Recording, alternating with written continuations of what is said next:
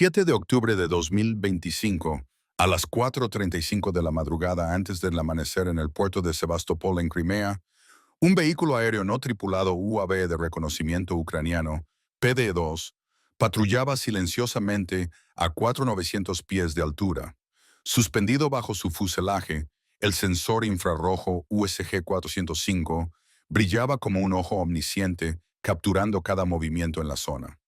A unas 6.2 millas deslacota la silueta del Hanyang 9, un barco propiedad de la compañía naviera Guangxi de Shanghái, China, se acercaba constantemente para atracar. Las cámaras térmicas perforaron las cubiertas registrando firmas de calor inusualmente bajas, prueba de que no se trataba de un cargamento de municiones ni de un contenedor de explosivos. En cambio, revelaron algo mucho más inquietante, una transacción ilícita entre Pekín y Moscú. En un puesto de mando camuflado en la costa de Mykolaiv, a 211 millas de distancia, un equipo técnico denominado Firestorm, perteneciente a la 39 Brigada, observaba sin parpadear cada píxel de las imágenes. Bloquearon al Hanyang 9 y enviaron las coordenadas del objetivo por satélite directamente al cuartel general en Kiev. El comandante de operaciones emitió una sola orden. 3 misiles de crucero Neptune 3R-360 fueron activados elevándose desde lanzadores USPU-360 montados en camiones KR-AC-7634. El combustible, las verificaciones electrónicas y los sistemas de seguridad se prepararon para el combate. Una orden cifrada de ejecución se transmitió a las computadoras de vuelo de los 3 Neptunes. Sus motores MS-400 se encendieron expulsando una pluma blanco-azulada con aproximadamente 1.600 caballos de fuerza, lanzando cada misil hacia el cielo a una velocidad máxima de 590 mph. La lanza de 3 puntas de Ucrania apuntaba al área designada por el PD-2 en las aguas alrededor de Sebastopol. Manteniendo una altitud ultra baja de 49 pies, los 3 misiles se guiaban por INES Sistema de Navegación Inercial y GNSS Sistema Global de Navegación por Satélite a 570 mph, rozando la superficie del mar. A las 4:58 impactaron el primer piquete, la cobertura de radar de largo alcance INOS 91 N6. El tridente descendió aún más a 32 pies y redujo la velocidad a 560 mph, desapareciendo bajo una red de vigilancia valorada en cientos de millones de dólares. La estructura del R-360 no era solo metal inerte. Estaba compuesta por una pila estructural de 3 capas aislamiento térmico y antivibración en el interior, con miembros de resistencia de aluminio y titanio, cubiertos por una capa externa absorbente de radar. Una resina epoxi mezclada con polvo de ferrita y fibra de carbono de aproximadamente 2 milímetros de espesor reducía su sección transversal de radar a unos 0.05 metros, comparable a una granada de mano. 2 de los misiles eran prácticamente fantasmas en los radares 91 N6. En el nodo de defensa aérea C2 de Rusia, los operadores solo veían manchas débiles insuficientes para activar una postura de amenaza completa. La interferencia del mar dispersaba las señales y el acabado RAM material absorbente de radar mantenía los reflejos tan débiles que el 91 N6 no podía distinguir los misiles reales del ruido de la superficie. Los 3 Neptunes continuaron avanzando no porque fueran literalmente invisibles, sino porque la reacción de la capa externa había sido desincronizada. La línea de tiempo comprimida abrió una brecha lo suficientemente amplia como para permitir un avance hacia las costas ocupadas. A las 4:59 el PD-2 seguía orbitando sobre los muelles de Sebastopol, transmitiendo anomalías al puesto de campo. El barco marcado con la huella de suministro de Xi Jinping transportaba módulos GNSS, cámaras EOIR, microprocesadores FPGAs y antenas, los cerebros de la electrónica moderna, motores fuselajes de UAV, hélices, giroscopios, suficientes para ensamblar una flota completa de drones de ataque, incluso chips de control para casas componentes de cabina y grandes máquinas CNC para piezas aeroespaciales. Todo procedente de China, enviado por mar, y a punto de atracar en Sebastopol, el corazón de la flota del Mar Negro.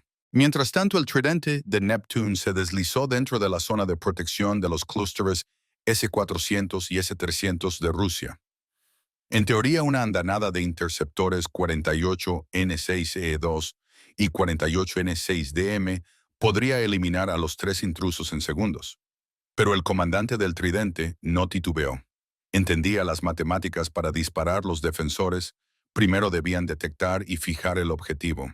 Y ahí estaba la brecha. Los regalos navideños anticipados surfeaban la cobertura del radar casi sin ser vistos. Sin embargo, esta ventana de seguridad era frágil. Un solo fallo en la guía o un destello espectral extraño podía exponerlos al S-400. El comandante jugó el final como un maestro de posiciones cerradas rápido, frío y avaro, con el tiempo de decisión del enemigo. Dentro de cada Neptune, la guía se apilaba en capas. El INS estabilizaba la trayectoria instantánea, mientras que el GNSS proporcionaba actualizaciones de banda dual, el 1 o el 5, obteniendo correcciones de 31 satélites en órbita a unas 12.400 millas de altura cada 10 segundos. La señal de 1752 GHz actualizaba la solución de navegación, proporcionando una dirección de precisión centimétrica para mantener a los misiles en el rumbo, atravesando celdas de detección y deslizándose por los volúmenes de escaneo efectivos del S-400, S-300. En el C-2 de Rusia, tres rayas extrañas finalmente se materializaron entre el ruido oceánico. Un escalofrío recorrió a la tripulación. El tiempo de reacción era demasiado corto. Solo podían reconocer a los intrusos e intentar escalar la información en la cadena de mando. Este tridente no era un ataque desesperado. Surgió de meses de reconocimiento, recolección de inteligencia y planificación metódica.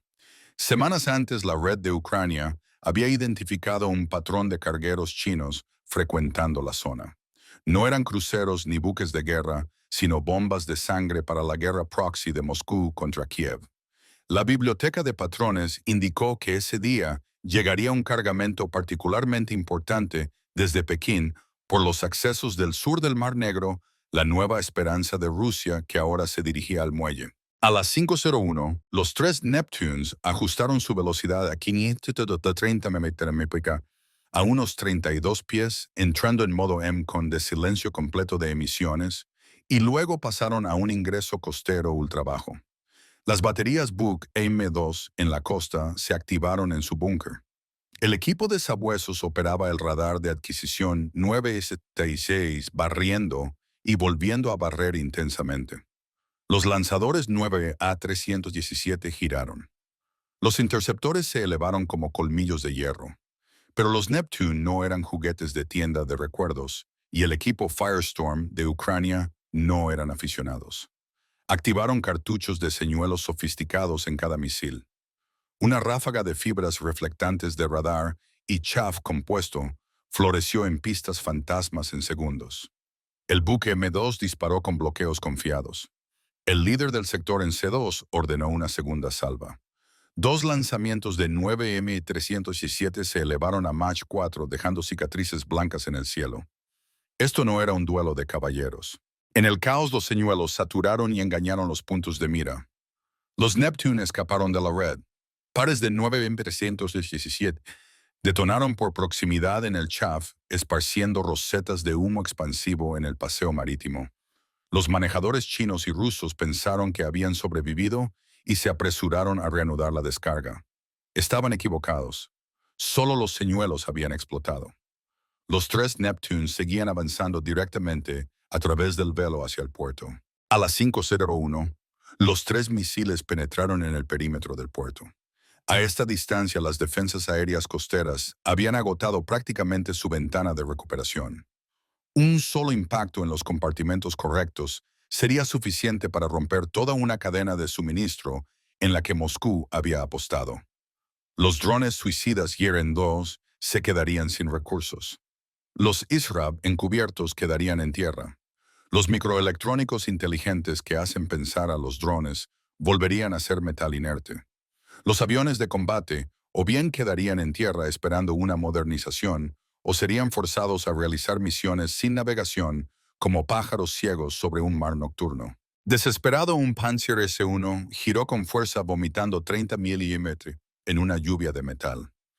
Ahora era un caos cercano, no el silbido distante de los SAM de medio alcance. Chispas y humo grasiento mientras la torreta inundaba a 5 RPM el cono de aproximación. Demasiado tarde. Las rayas de intercepción solo rayaron la pintura de los tres R-360 antes de que los misiles hicieran lo que habían venido a hacer. En la fase terminal, segundos antes del impacto, la pila INS-GNSS se dio al buscador de radar activo. Con un bloqueo firme, la guía realizó ajustes de curso de última hora para golpear las secciones deseadas del barco. Maniobras evasivas micrométricas agitaron el trayecto para eludir cualquier interferencia final u obstáculos. La altitud se ajustó a unos 16 pies. La velocidad se incrementó a 560 mph, suficiente para que la ojiva H atravesara el casco y perforara una herida limpia. Pero no se trataba de perforar con precisión. Se trataba de lo que venía después. Cada Neptune llevaba aproximadamente 330 libras de explosivo. Al detonar producía unos 6,300 de café en el núcleo, expandiendo una esfera de fuego metralla y sobre presión, arrasando todo a cientos de metros. A las 5:02, el R-360 número 1 se incrustó en el centro del Hangyang 9. La detonación despertó todo el puerto. El coloso de acero antes silencioso en el muelle se convirtió en el epicentro de la catástrofe. El impacto del Neptune desgarró el flanco, abriendo una brecha. Llamas de aproximadamente 800 de rugieron al instante, con humo negro brotando de las bodegas. Los soldados y estibadores en cubierta fueron incinerados casi de inmediato. Otros en el muelle fueron arrojados por fragmentos de la onda expansiva. Los contenedores apilados se derrumbaron e incendiaron hundiéndose en el mar. Electrónica y estructuras de acero flotaban en la superficie entre restos ardientes. El agua inundó los compartimentos inferiores. El casco se inclinó, ladeándose en el resplandor rojo de las llamas. Columnas de humo negro se elevaron de las cubiertas como estandartes fúnebres, convirtiendo al carguero en una carcasa de hierro ardiente, un monumento a la pérdida material y la fragilidad de los activos gigantes en la guerra asimétrica moderna. 30 segundos después, entre alarmas de incendio y sirenas de peligro, el R-360 número 2 pasó zumbando por el puente en llamas del barco y se estrelló contra el muelle de Sebastopol. Un dedo de concreto y una matriz de grúas que se extendían hacia el mar, donde convergían cargueros, depósitos de combustible y vehículos como arterias de una economía local, detonaron en un solo aliento asesino. El muelle se desgarró, los segmentos se rompieron, las grúas se torcieron como brazos quebrados, las vías de las carretillas elevadoras se doblaron y el pavimento se fracturó en cráteres profundos. Una pila de contenedores en tránsito se encendió al instante, creando una constelación de fuegos secundarios que hacían que apagar el incendio fuera casi imposible. El aire apestaba a metal quemado y combustible. Las llamas saltaron a muelles auxiliares, almacenes y la infraestructura del puerto. Las ondas de choque voltearon camiones portuarios como juguetes. Aún no había terminado el Neptune final, se dirigió al depósito de combustible. El broche final del espectáculo de Kiev. Impactó el depósito como una furia embotellada. Una explosión blanco caliente convirtió el tejado en una sábana incandescente y partió el aire con un trueno. Los tanques adyacentes se aplastaron y rompieron por la presión, expulsando columnas de combustible ardiente. Una cadena de detonaciones simpáticas ahogó todo el puerto en fuego. Un humo negro viscoso se alzó formando un techo sobre la bahía. El hedor a petróleo y metal caliente obstruyó los pulmones. El suelo tembló como un terremoto corto y agudo. Lenguas gigantes de fuego lamieron grúas y cintas transportadoras, convirtiendo el sistema de carga en chatarra fundida, paralizando las operaciones portuarias de inmediato. Las pérdidas no fueron solo los tanques. El almacenamiento y el flujo se desvanecieron durante semanas o meses, junto con un inminente derrame de petróleo y un riesgo de contaminación duradero. En el caos, sirenas, gritos y detonaciones rápidas. Las primeras brigadas de bomberos entraron en la zona. Camiones de espuma plateada recorrieron la columna vertebral de concreto del muelle. Los bomberos se encorvaron bajo pesadas líneas de espuma. Pero cerca de la batería de tanques el calor los obligó a retroceder. La espuma se atomizaba al contacto con el combustible que brotaba en géiseres. Las lenguas de fuego subían más alto que cualquier chorro de agua. El calor presionaba las máscaras contra los rostros como un tornillo de banco. Se detuvieron en el anillo exterior, pasando a evacuaciones y alarmas perimetrales. Un ataque directo al incendio era imposible. Cientos de toneladas de electrónica, estructuras y maquinaria de producción de armas que Rusia había importado ahora yacían como fragmentos carbonizados en el muelle, el agua y dentro del barco que se hundía lentamente. Fue un golpe directo a una economía ya debilitada y una laceración al orgullo nacional. Un solo ataque decisivo contra la infraestructura portuaria había invertido el panorama de suministro en un instante. Los sistemas de energía y agua quedaron dañados. Las operaciones se congelarían durante un largo periodo. Los enlaces de transporte se obstruyeron. Las cadenas de suministro se rompieron. Y el aura icónica de seguridad regional del puerto se convirtió en una prueba viviente de la pérdida de infraestructura estratégica. En una zona de guerra, las banderas son solo tela. Para Kiev, cualquier barco que navegue por el corredor logístico con material para Rusia chino o de otro origen se convierte en parte del espacio de batalla. La nacionalidad no importa cuando están en juego la ventaja militar y la supervivencia nacional. En la lógica asimétrica, los objetivos se clasifican por su efecto estratégico, no por los colores que ondean en su mástil. China guardó silencio sin emitir comentarios oficiales.